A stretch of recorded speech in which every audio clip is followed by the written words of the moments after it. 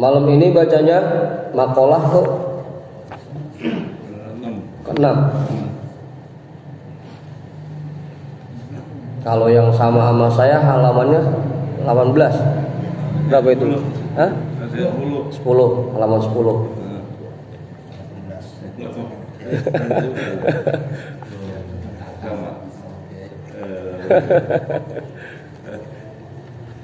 Udah ketemu semua bacanya?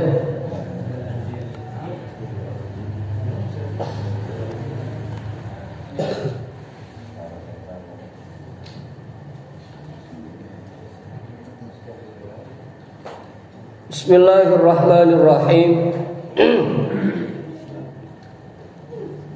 Qala al-imamul muallifu rahimahullahu ta'ala wa adaman naf'a bihi wa bi'ulumihi wa bikum fid daraini amin.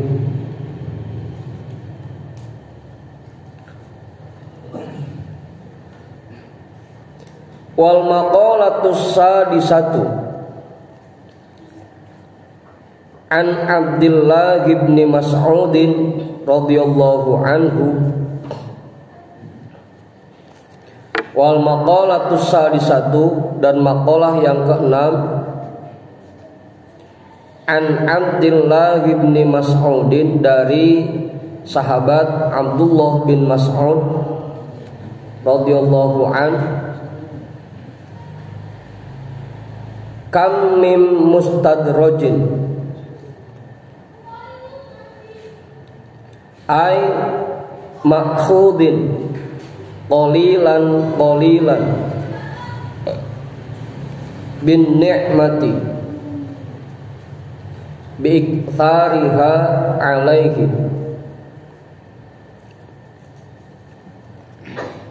Kam min mustadrajin, berapa banyak orang yang diberikan istidraj. Kam, berapa banyak, min mustadrajin, orang yang diberikan istidraj. Ai ma'khudin qalilan qalilan, artinya disiksa secara pelan-pelan, secara sedikit demi sedikit. Serah itu artinya mau pelan-pelan atau sedikit demi sedikit, silakan. Hah? Artinya disiksa secara perlahan, secara pelan-pelan atau sedikit demi sedikit. Bin ni'mati, dengan nikmat. Bi iktariha alaihi, dengan memperbanyak nikmat itu atasnya. Biiktariha, dengan memperbanyak nikmat itu alaihi, atasnya. Yang pertama, berapa banyak orang yang diberikan istidraj, artinya disiksa secara perlahan dengan diberikan nikmat yang banyak kepadanya. Wa kam min maftunin, dan berapa banyak orang yang diuji. Maftunin, diuji.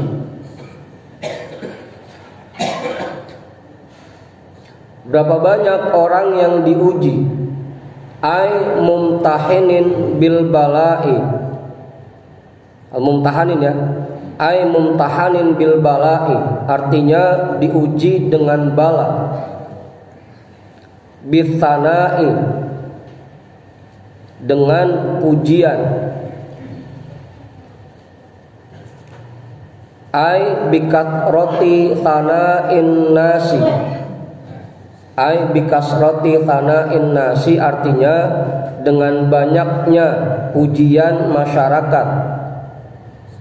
Bikasroti, dengan banyaknya, thana'i, pujian, an-nasi, masyarakat, alaihi, atasnya.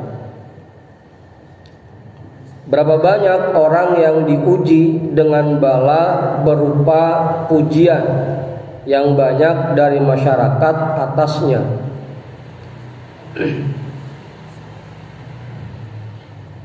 Wa kam min magrurin, Dan berapa banyak orang yang tertipu. Wa kam min maghrurin, berapa banyak orang yang tertipu.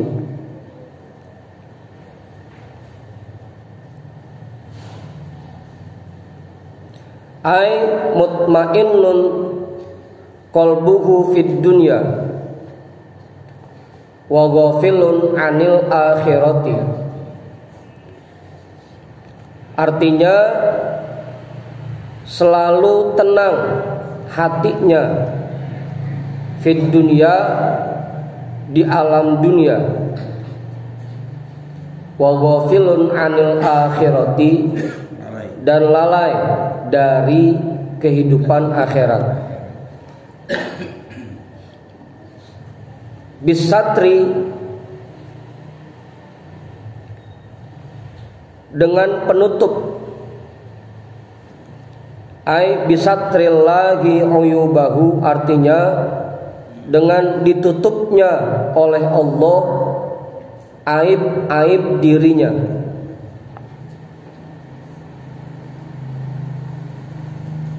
Alaihi, atasnya. Udah tuh. Berapa banyak orang yang tertipu dengan diberikannya penutup oleh Allah untuk dirinya terhadap aib-aib, kekurangan-kekurangan dirinya. Dah, paham itu dah, 3 tuh. Jelas sudah? Ustaz, cukup.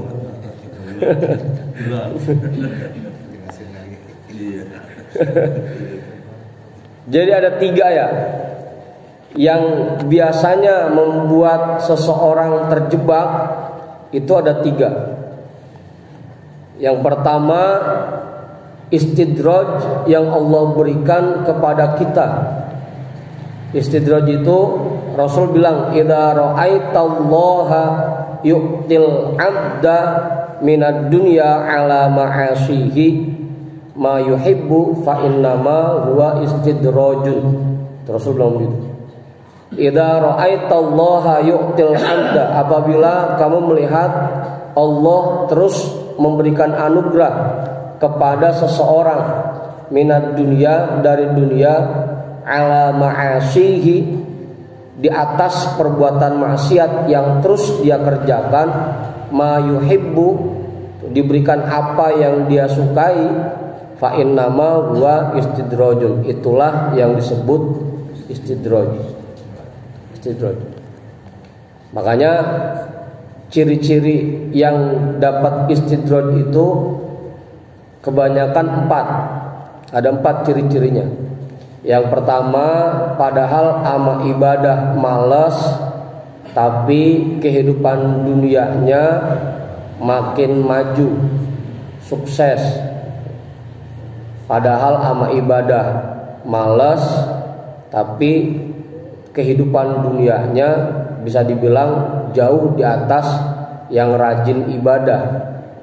Itu yang pertama ciri-cirinya, istidraj. Yang kedua, bisa jadi orang itu padahal suka ngerjain maksiat, tapi kehidupan di dunianya jauh di atas orang-orang yang meninggalkan maksiat. Itu yang kedua ciri-cirinya. Yang ketiga, biasanya orang yang diberikan istidraj, dia meyakini bahwa apa yang dia dapatkan itu murni berkat usaha dia, bukan anugerah dari Allah. Yang keempat, akhirnya karena dia merasa bahwa yang dia dapatkan boleh usaha dia, ujung-ujungnya jadinya pelit. Itu ciri-ciri orang yang dapat istidraj. Nah, kebanyakan kita biasanya ketipu. Dengan istidraj yang Allah berikan buat kita, kebanyakan kita masih sering ketipu. Lagi susah mah ama ke masjid rajin, ke majelis taklim rajin, gitu. Sedekah go rajin, karena punya keyakinan sedekah itu mancing rezeki, jadi rajin begitu. Begitu dikasih anugerah oleh Allah, dikasih badan sehat, dikasih waktu luang, dikasih rezeki yang melimpah, dikasih harta yang banyak, mulai dah harta itu, kesehatan yang dia miliki atau apapun yang dia punya, sedikit demi sedikit bikin dia lupa dari Allah. Gitu. Kebanyakan begitu. Kita kalau lagi susah, amalan rada resep, amalan. Sila 1 jam 2 jam kuat. Lagi susah. Pokoknya amalan apa aja yang katanya bisa narik rezeki, wah semangat kerjainnya. Duha tiap pagi nggak pernah ditinggal, malam tahajud, belum lagi ntar tadarus, puasa sunnah, wiridan segala macem dah. Lagi susah, begitu dikasih anugerah kayak sedikit aja, berubah udah. Gitu. Tadi tuh yang biasanya asal maghrib bisa hadir ke majlis, begitu dikasih nikmat yang banyak oleh Allah, dikasih anugerah, mulai hendak lupa dikit. Bang Andi dulu lagi nganggur ke majlis saya kagak ngaso-ngaso, hampir tiap hari lagi nganggur dulu. Hah? Ya begitu dapat kerjaannya makin banyak, gaji makin gede, jabatan makin meningkat, mulai ndak sama majlis rada lupa-lupa dikit. Sibuk. Canda Bang Andi, sewot kemana? Contoh dong, ini contoh. Biasanya kita begitu tuh, nggak sadar bahwa itu istidraj yang Allah berikan. Makanya sebagian ulama sufi sampai takut diberikan anugerah yang melimpah oleh Allah, karena takut bahwa anugerah itu membuat mereka malah jauh dari Allah gitu. Hah? Iya, gitu. Apalagi itu mah gitu. Ini mah kadang-kadang kita namanya jalan kehidupan, kebutuhan banyak, lagi susah ngarepinnya sampai kapan ya. Kita dikasih anugerah yang banyak oleh Allah, dikasih rezeki yang melimpah, harta yang banyak, lagi susah gitu, sampai apa aja dijalanin. Sedekah go. Tadi tuh orang diajarin istarzik bisodakoh, pancing rezeki dengan sodakoh enggak ngaso-ngaso gitu ke masjid. Asal ke masjid naruh di kotak,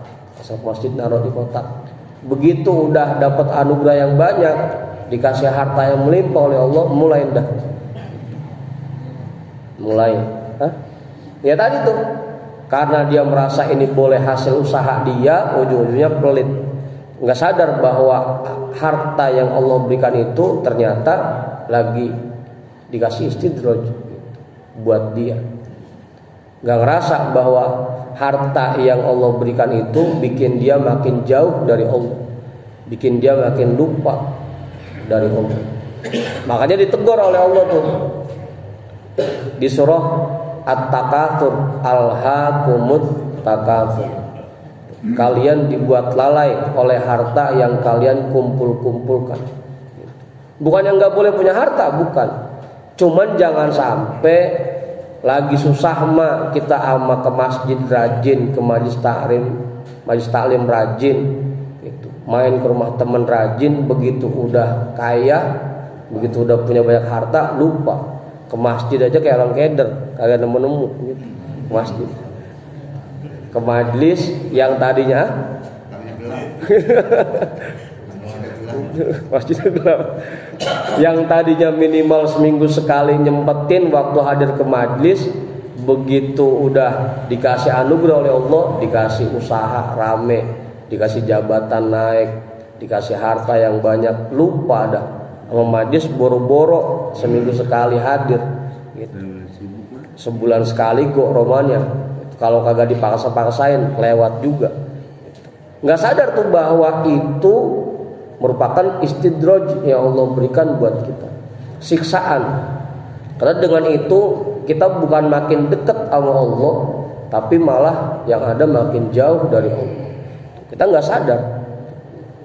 Makanya jangan sampai kalaupun kita diberikan anugerah yang banyak oleh Allah, dikasih nikmat yang melimpah oleh Allah, jangan sampai nikmat itu malah bikin kita lupa dari Allah.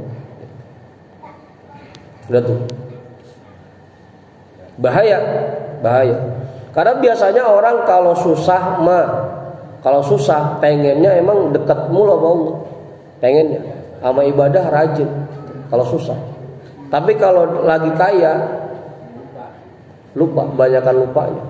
Orang dikasih ujian fakir, dikasih ujian miskin, banyak yang lulus. Tapi dikasih ujian kaya, banyakan gagalnya. Kita lihat contohnya dah, waktu zaman Rasul, Sa'labah itu lagi susahnya, nggak pernah absen jamaah di masjid, lagi susahnya. Sampai akhirnya minta didoain sama Rasul kan, ya Rasul, karena saking miskinnya, pakaian aja buat sholat apa ganti-gantian sama bininya kan gitu. Minta doain dah, dikasih kambing sama Rasul, doain biar sukses. Sampai akhirnya kambingnya itu kagak muat, dua gunung, mulain dah karena sibuk ngurusin kambingnya. Jamaah yang tadi nggak pernah absen jadi mulain absen dulu. Itu udah ada contoh kasusnya dari dulu, dari zaman Rasul udah ada.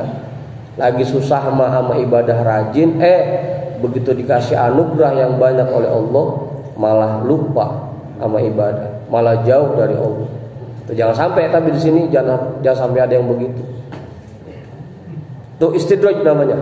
Kam min mustadrajin bin ni'mati alaihi. Berapa banyak orang yang diberikan istidraj, disiksa secara perlahan dengan diberikan anugerah yang banyak kepadanya. Nggak sadar tuh, nggak sadar bahwa dia lagi disiksa, bahwa dia lagi dijauhkan dari Allah, nggak sadar. Kebanyakan kita begitu. Jamaah saya juga di sono di Jatikramat banyak begitu juga Ustaz modelnya. Lagi susah datang ngadep, Kiai minta amalan apa Kiai gitu. Lagi susah gitu. Mana udah nganggur 3 bulan kagak punya kerjaan pisan kan, ngadep minta amalan. Tiap malam ngaji gitu. Kagak ada jadwal ngaji kok datang ke rumah ngopi sama guru gitu. Begitu dapat kerjaan mulai dah kanclep gitu. Kanclep gitu. Syukur-syukur kalau lebaran masih datang masih bagus. Cuma pengilang bisa. Kebanyakan kita begitu, kebanyakan. Tuh jamaah saya nggak kurang itu 10 orang mah ada begitu modelnya. Apa 20 kali? Betul. Tapi mudah-mudahan di sini nggak ada yang begitu. Sadar itu, jangan sampai harta yang kita dapatkan jadi istidraj buat kita. Jangan sampai harta yang kita terima dari Allah, anugerah yang kita dapatkan dari Allah membuat kita malah makin jauh dari Allah. Gitu. Jangan sampai. Karena nanti juga kita ditanyain tuh. Allah di Al-Quran bilang, tadi awalnya alhaqumut takatur, nanti ujungnya tummalatus alunna yauma idzin anin naim. Kalau harta itu bikin kita jauh dari Allah, kalau harta itu bikin kita lupa kepada Allah, nanti tummalatus alunna yauma idzin anin naim. Kalian akan ditanya tentang nikmat-nikmat yang diberikan. Gitu. Jangan sampai makanya. Apalagi kalau ayat yang sebelumnya saya bacain kan, afara'aita immatta'nahum sinin, apakah kamu tidak melihat jika kami berikan anugerah kepada mereka bertahun-tahun, tsumma ja'ahum ma kanu yu'adun, kemudian datanglah siksaan yang kami janjikan kepada mereka. ma'agna anhum ma kanu yumatta'un. Maka nikmat anugerah yang mereka nikmati selama ini tidak ada manfaatnya sedikit pun. Jangan sampai itu. Jangan sampai harta kita malah bikin kita celaka. Jangan sampai harta kita malah bikin kita jauh dari Allah. Nauzubillah, jangan sampai. Itu yang pertama, kebanyakan kita ketipunya di situ. Dikasih anugerah yang banyak oleh Allah, yang ada malah bikin kita lupa. Itu istidraj namanya. Yang kedua, masih lama kan ya? Wa kam min maftunin bitana'i alaihi. Dan berapa banyak orang yang diuji dengan banyaknya pujian masyarakat atasnya. Ini juga kita banyak terjebak juga nih. Apalagi emang kadang-kadang teman kita juga lagi Romana enteng banget buat muji orang. Padahal kan dulu kita diajarin kalau ada orang yang muji kita, padahal kita belum ngelakuin, aurin pasir ke mukanya, kan gitu. Emang tawan kita orangnya masih banyak riaknya, masih seneng dipujinya. Ditambah temen juga lagi suka buat ngangkat-ngangkat kita lagi, gitu. Udah dianya gampang muji, kitanya emang ngarepin dipuji, jadi bisa udah cocok gitu. Cocok. Padahal bisa jadi itu ujian yang Allah berikan buat kita. Karena dengan kita dipuji, akhirnya kita merasa bahwa diri kita udah bener. Kita merasa bahwa diri kita udah baik gitu. Udah dipuji udah. Udah cakep banget itu dia ibadahnya. Akhirnya kan kagak mau memperbaiki diri lagi. Ngerasa udah cukup, ngerasa udah cakep ibadahnya, ngerasa udah puas, nggak mau ngaji lagi dah ujung-ujungnya, nggak mau memperbaiki dirinya lagi, karena udah dipuji, ngerasa dirinya udah bener, ngerasa dirinya udah cakep, gitu. Itu lagi diuji tuh, hati-hati, jangan sampai ujung-ujungnya karena kita dipuji oleh teman-teman kita, orang-orang di sekitar kita, itu bikin kita malah celaka, bikin kita malah jatuh. Dulu ada apa? Apanya? Enak kali puji. Ya emang begitu. Apalagi emang rata-rata kita begitu kan sifatnya. Emang seneng dipuji. Gitu. Emang kita itu begitu semua. Pengennya dipuji melulu. Ujung-ujungnya yang muncul sifat ujub dah. Ngerasa bahwa diri kita udah baik, udah cakep, udah bener. Padahal dulu kita pernah dengar ceritanya tuh, ada lomba bikin jatuh monyet dari atas pohon. Pernah dengar deh ceritanya? Belum. Hah? Tuh ada lomba bikin jatuh monyet dari atas pohon. Ditiup pakai angin kenceng, itu monyet bukan jatuh, malah makin kenceng pegangannya gitu. Genengan bikin jatuhnya dikipasin pakai angin sepoi-sepoi kan. Karena kena angin sepoi-sepoi ngantuk dah ujung-ujungnya, pegangannya lepas gitu, jatuh dah dia. Kebanyakan kita begitu, dicaci, dihina, kadang-kadang malah semangat kita, bikin termotivasi, pokoknya saya buktiin gitu. Malah makin rajin jadinya, makin semangat buat ibadahnya. Kadang-kadang kalau dihina begitu tuh, malah jadi motivasi. Begitu dipuji malah lalai. Iya, karena disanjung, dipuji, dihina malah termotivasi untuk memperbaiki diri. Begitu dipuji malah merasa cukup, merasa udah puas, merasa udah cakep. Itu bahayanya tuh. Dan kadang-kadang kita nggak sadar di situ, nggak sadar. Apalagi buat orang-orang kayak saya, gitu, yang ngajar di majelis, itu kalau udah kena penyakit itu susah udah buangnya. Ngerasa udah paling cakep, ngerasa udah paling bener, itu masalahnya. Makanya jangan senang dipuji, jangan. Udah tuh. Yang kedua, pujian dari masyarakat. Apalagi emang kita paling tahu sebenarnya, kita ini paling paham apa yang ada di diri kita. Kita paling paham kan? Orang-orang paling cuma melihat sekilas. Tapi yang tahu betul kapasitas diri kita ya kita sendiri. Makanya dulu juga ada makalah tuh bilang ajahalun nasi mantaroka yakina ma indahu lizonni ma indan nasi. Orang paling bodoh adalah orang yang meninggalkan keyakinan dirinya karena sangkaan yang dibuat oleh masyarakat. Itu makalahnya begitu. Kita yakin betul bahwa kita tahu kapasitas diri kita. Kita ini belum benar. Sifat kita belum cakep, akhlak kita belum baik. Kita tahu banget itu. Cuma karena sering dipuji-puji, akhlaknya cakep banget sama dia, sifatnya baik banget sama dia. Ujung-ujungnya terlena dah. Terlena oleh sanjungan-sanjungan itu. Akhirnya bikin kita nggak mau memperbaiki diri. Itu bahayanya begitu kalau dipuji. Padahal kita tahu betul kapasitas diri kita. Makanya kalau ada orang yang muji kita padahal kita belum seperti itu, aurin aja pasir di mukanya. Hah? Apaan? Ustaz? Itu. Jangan sampai tuh. Ada juga doa yang diajar Rasul tuh.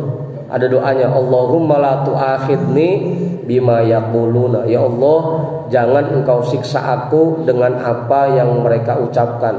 Mereka mah cuma bisa ngomong, ya Allah, saya yang tahu kapasitas diri saya. Jangan sampai saya terjebak oleh itu dan jangan sampai saya tersiksa gara-gara itu. Jangan sampai. Makanya kita yang paling paham betul diri kita. Jangan gampang dipuji. Kita yang paling paham diri kita. Yang kedua, kebanyakan orang terjebak dengan pujian yang diberikan masyarakat.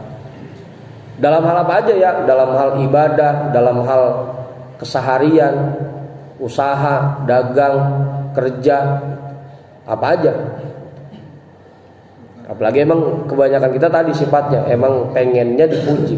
Jarang diri kita yang pengen dicaci, jarang, yang pengen dihina jarang. Kalau Imam Ghazali bahkan di Ihya ngajarin tuh, kalau bisa mah untuk membuang sifat itu, kalau bisa kita bayar orang untuk menghina kita di depan umum. Kalau bisa. Jangan sampai kita jadi seneng pujian. Kita bayar orang, Bang Sarip, ini saya kasih duit 100.000 ya. Ntar lagi ngaji bareng-bareng kata-katain saya gitu.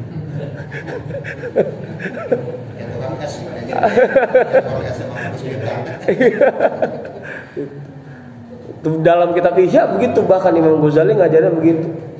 Untuk menghilangkan sifat pengen dipuji di diri kita, kalau bisa bahkan bayar orang, nyewa orang, kita suruh ntar di depan orang banyak kata-katain saya ya. Kalau sekarang begitu viral.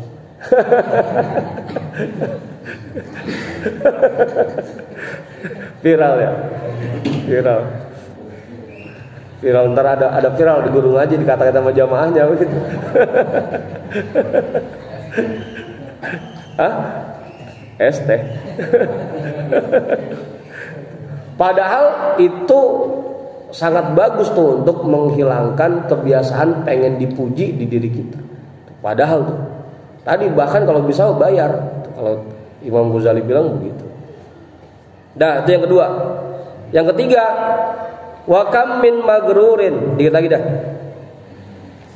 Berapa banyak orang yang tertipu bisatri alaihi, dengan diberikan penutup oleh Allah atas aib-aib dirinya, sehingga akhirnya dia mutmainnun qalbuhu fid dunya, hatinya merasa nyaman hidup di alam dunia, wa ghafilun anil akhirati, dan lupa dari kehidupan akhirat. Ujung-ujungnya kagak inget akhirat sama sekali. ujung-ujungnya. Nggak ingat bahwa kehidupan kita yang sebenarnya adalah nanti di akhirat. Sekarang mah di dunia kita cuma sementara. Kita nanti pasti bakal pulang ke alam akhirat. Gak ingat bahwa yang namanya alam akhirat itu hidup yang abadi, hidup selama-lamanya. Kita butuh bekal yang banyak untuk mengarungi kehidupan akhirat. Lupa tuh, karena terlalu nyaman hidup di dunia sampai lupa menyiapkan bekal untuk akhiratnya. Udah gitu ditutup oleh Allah aib-aib kekurangan dirinya, sehingga tadi yang muncul dia ngerasanya udah cakep dan ngerasanya bekalnya udah banyak. Itu masalahnya. Nggak tahu bahwa ibadah yang dia kerjain selama ini itu belum ada apa-apanya. Nggak sadar bahwa Quran yang dia baca selama ini itu belum ada apa-apanya, belum cukup buat jadi bekal dia di akhirat nanti. Karena kekurangan dirinya ditutup oleh Allah. Nggak sadar bahwa sifat benci yang ada di hatinya nanti bikin dia celaka di akhirat. Nggak sadar bahwa sifat hasad yang ada di hatinya bikin dia sengsara di akhirat itu. Dibikin lupa oleh Allah karena kekurangan dirinya ditutup. Nah, kebanyakan kita ya begitu dah jadinya. Kebanyakan kita tertipu, ngerasa bahwa bekal kita yang kita siapin udah banyak aja. Udah sholat tiap hari, udah ngaji tiap hari, zikir udah tiap hari, baca Quran udah tiap hari. Padahal kalau kita baca kitab Minhajul Abidin, itu satu ibadah, satu kebaikan yang kita kerjakan nanti diadu aman nikmat yang Allah berikan. Kita sholat isya nih ntar, begitu nanti di timbangan amal sholat isya itu direndengin dah aman nikmat mata kita. Itu satu ibadah buat membayar satu nikmat. Belum ntar nikmat tangannya, nikmat kakinya, nikmat badannya. Ntar habis sholat isya makan, udah ngutang dah tuh kita. Bayarnya pakai apa? Hah? Udah nombok udah Kong. Udah nombok gitu. Kita nggak sadar tuh bahwa satu kebaikan yang kita kerjakan nanti akan diadu dengan nikmat yang Allah berikan buat kita. Nah, karena kita ditutup oleh Allah sehingga kita nggak ngelihat kekurangan diri kita, ngerasanya bekal kita udah banyak aja, udah ibadah tiap hari. Padahal nggak sadar itu belum ada apa-apanya pisan gitu, belum ada apa-apanya. Nah, sekarang ibadah kita, sholat kita cuma 5 kali sehari. Taruh dah paling banyak yang ngerjain qobliyah ba'diyah gitu. Jadi 15 kali sholat. Nah, itu diadu aman nikmat Allah yang kita terima dari pagi sampai ketemu pagi lagi. Masih kurang itu gitu. Masih nunggak kita, itu bayarnya pakai apa? Makanya diajarkan sama Rasul bilang setiap sendi manusia ada zakatnya, ada sodakohnya. Gitu. Setiap sendi itu ada sodakohnya. Makanya kalau kita ngerjain sholat duha itu sama saja sudah membayar sodakoh sendi di badan kita, kan begitu diajarin. Itu bayarnya pakai duha. Ntar buat yang malam, buat yang siang bayarnya pakai apa lagi? Begitu. Kita ngerasanya udah banyak aja bekal kita. Karena kekurangan diri kita ditutup oleh Allah. Makanya nggak sadar. Mutmainnun qalbuhu fid dunya, hatinya merasa tenang di dunia dan dia lupa alam akhirat, bahwa bekal kita sebenarnya belum ada apa-apanya. Ibaratnya kayak orang Kuali Songo cuma ngantongin duit 5.000 gitu. Lah kagak ada apa-apanya itu, malah Kuali Songo, Jawa Tengah, Jawa Timur, bawa duit 5.000. Mau buat ke kamar mandi sekali udah habis udah. Belum makannya, belum jajannya, belum oleh-olehnya belum. Udah tuh. Jangan sampai tuh kita siapin bekal yang banyak dari sekarang, karena lagi-lagi kehidupan di dunia ini cuma sementara, yang abadi di akhirat. Gitu. Siapin bekal yang banyak dari sekarang. Jangan sampai kita masih ketipu aja, sangkaan kita bekal kita udah banyak, ternyata geningan belum ada apa-apanya.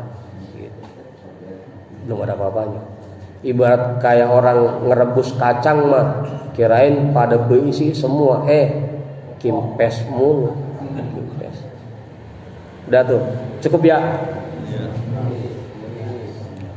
Jadi ada 3 tuh yang biasanya menjebak manusia. Yang pertama istidraj, yang Allah berikan nikmat yang banyak tapi bikin lupa kita dari Allah. Yang kedua ujian berupa pujian dari sanjungan dari orang lain. Yang ketiga ditutupnya kekurangan-kekurangan diri kita sehingga kita lupa menyiapkan bekal untuk akhirat. Kita baca Fatihah, mudah-mudahan kita semua diberikan kekuatan untuk mengamalkan apa yang baru saja kita pelajari bersama. Ala hadhihi niyyah al-Fatihah. A'udzu billahi minasyaitonir rajim. Bismillahirrahmanirrahim. Alhamdulillahi rabbil alamin. Ar-Rahmanir Rahim. Maliki yaumiddin. Iyyaka na'budu wa iyyaka nasta'in. Ihdinas siratal mustaqim. Siratal ladzina an'amta 'alaihim ghairil maghdubi 'alaihim waladdallin. Amin.